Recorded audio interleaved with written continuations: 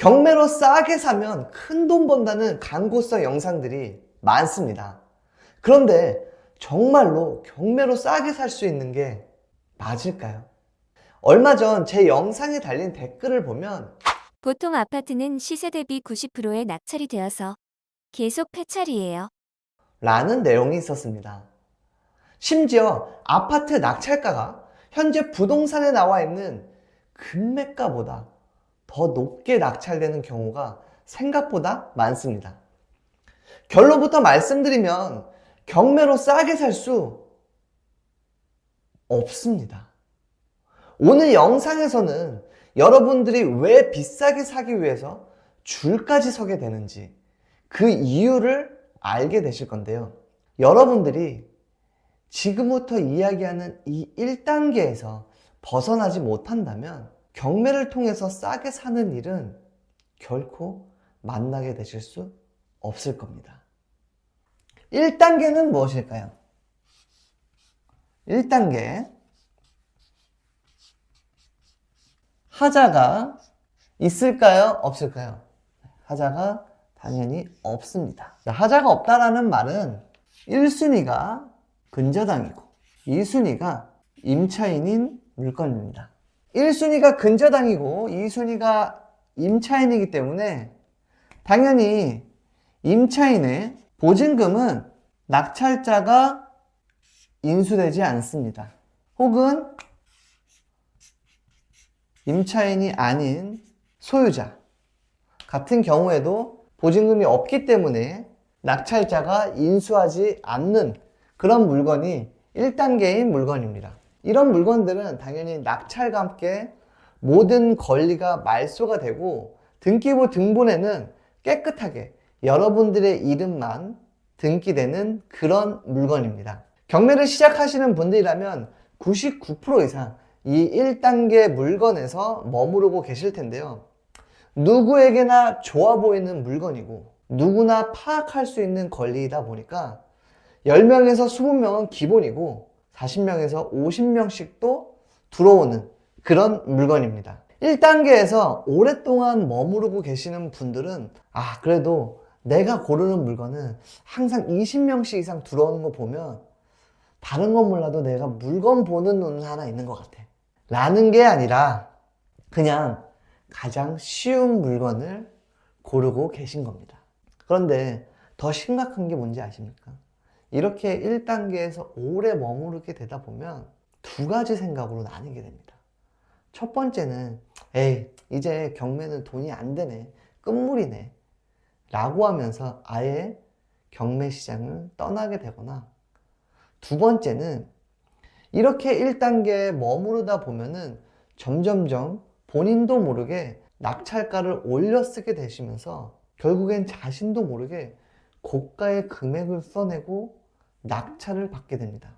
이제 더 이상 수익을 위한 낙찰이 아니고 낙찰을 위한 낙찰을 하게 되는 이런 아이러니한 현상이 바로 1단계에서 자주 등장을 하게 됩니다. 그리고 여기에서 일부 현명하신 분들이 이제 2단계로 넘어갑니다. 2단계는 하자가 여전히 없습니다. 다만 1순위가 임차인이고요. 2순위가 근저당입니다. 1단계와 차이점은 임차인과 근저당의 순서가 바뀌었다는 겁니다. 그럼에도 불구하고 제가 하자가 없다라고 이야기한 이유는 임차인이 전입과 확정, 배당 요구 모두 다 했기 때문인데요. 이런 경우에는 임차인의 보증금이 전액 배당받아 갑니다. 2단계 물건 같은 경우에는 임차인이 낙찰된 금액에서 전액 배당을 받아가기 때문에 하자가 없는 물건입니다. 다만 우리가 계산을 잘 해서 내가 낙찰받은 금액에서 임차인의 보증금이 충분히 배당이 받아가는지 그 부분만 확인을 하면 되는데요. 이 1단계에서 2단계로 넘어오는 그 기간이 생각보다 굉장히 오래 걸립니다. 특히 여러분들이 어떤 학원을 다닌다거나 경매에 있어서 멘토분이 없이 독학을 하시는 분들이라면 심리적인 벽이 생각보다 높기 때문에 1단계에서 2단계 넘어오는 것조차 생각보다 오래 걸릴 수가 있습니다. 그만큼 1단계에서 2단계로만 넘어오셔도 경쟁자 수는 많이는 아니겠지만 줄어들게 됩니다.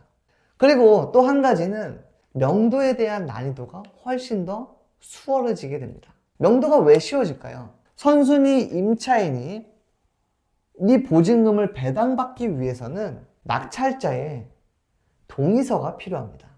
아이러니하게도 단계가 올라갈수록 명도의 난이도는 쉬워지고 경쟁자는 줄어들고 수익은 올라가게 되는 이러한 현상을 겪게 되실 겁니다. 3단계는 무엇일까요? 3단계부터는 하자가 있는 물건입니다. 1순위 임차인이고요. 2순위 근저당입니다. 하자가 있다라는 말은 무슨 말이죠? 네, 임차인이 전입은 했지만 확정 또는 배당 신청을 안 했기 때문에 선순위 임차인의 보증금이 낙찰자가 인수하는 그런 물건이 바로 3단계 물건입니다. 4단계와의 차이점이 한 가지가 있다면 바로 보증 금액이 미리 알 수가 있다는 겁니다. 이 물건 같은 경우에는 낙찰자가 인수를 하는 물건인데요.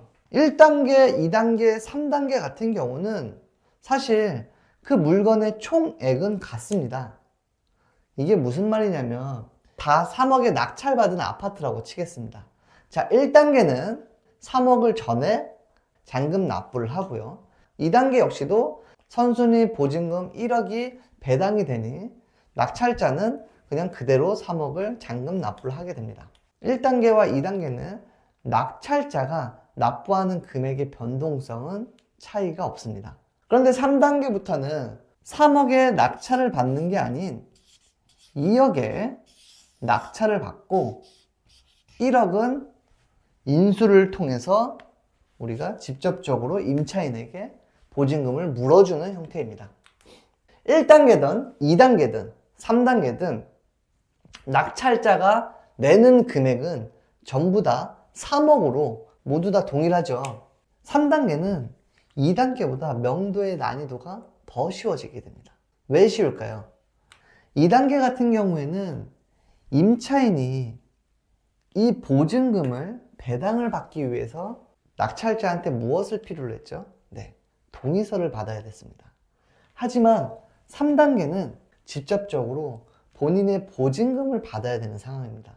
따라서 서류를 받아야 되는 2단계보다는 직접적으로 돈을 받아야 되는 3단계가 훨씬 더 수월해질 수밖에 없다라는 겁니다.